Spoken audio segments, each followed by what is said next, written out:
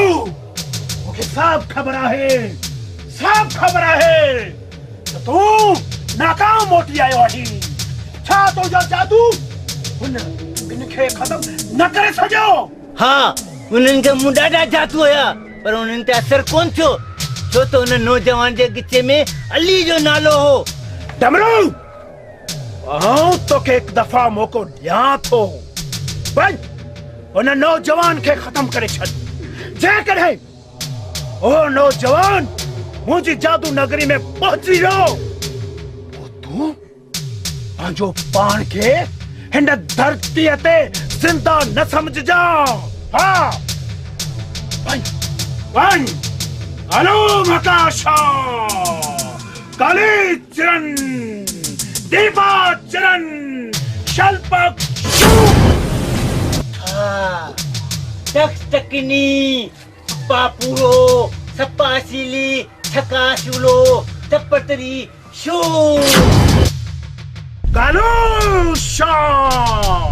मकाशा काली चरण दीपा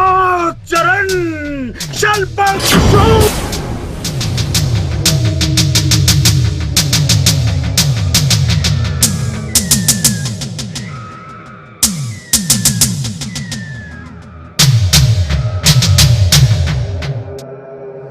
यार आ तो डंडो रखे डंडो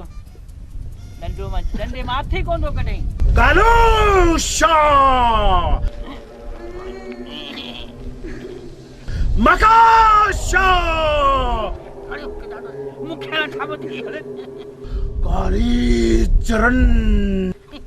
गुलू दीपा चरण गुलू तो ठाबती गुलू अरे निबागा पुस्तू जवाने शल्पक शो।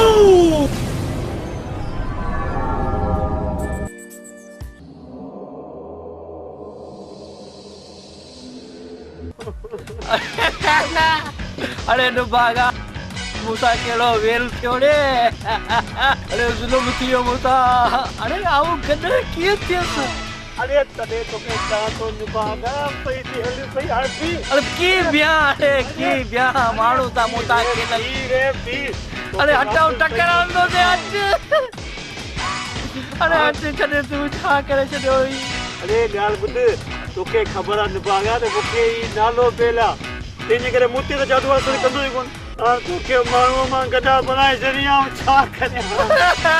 अरे न करे त मु पेली चयो पेड़े अदा मुके न वठी हलड़े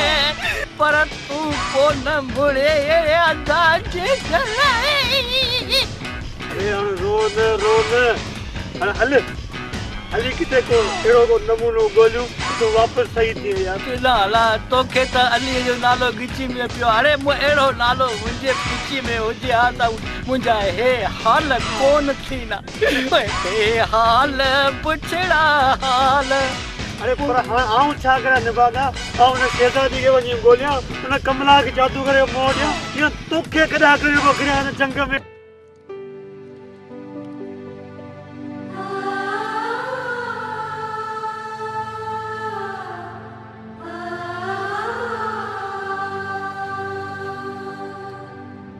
के गोली तने बागा वापस गदा मानू थी और तो मैं जल्दी वियो मुते चढ़ जी मता दिल तेरी खाती दुखे आन तो दो ये पुत्र आन तो के चढ़नो एड़ा सा डंडा है तो याद कर अरे बागा हल तो के गदा करे गिरींदो अला मुझे लगाए छो पर बच्चा एड़ी लट्टू कांदे यो याद कंदे हल्ला अरे मता लक्षणी हला तो अरे हला तो रे बागा हला तो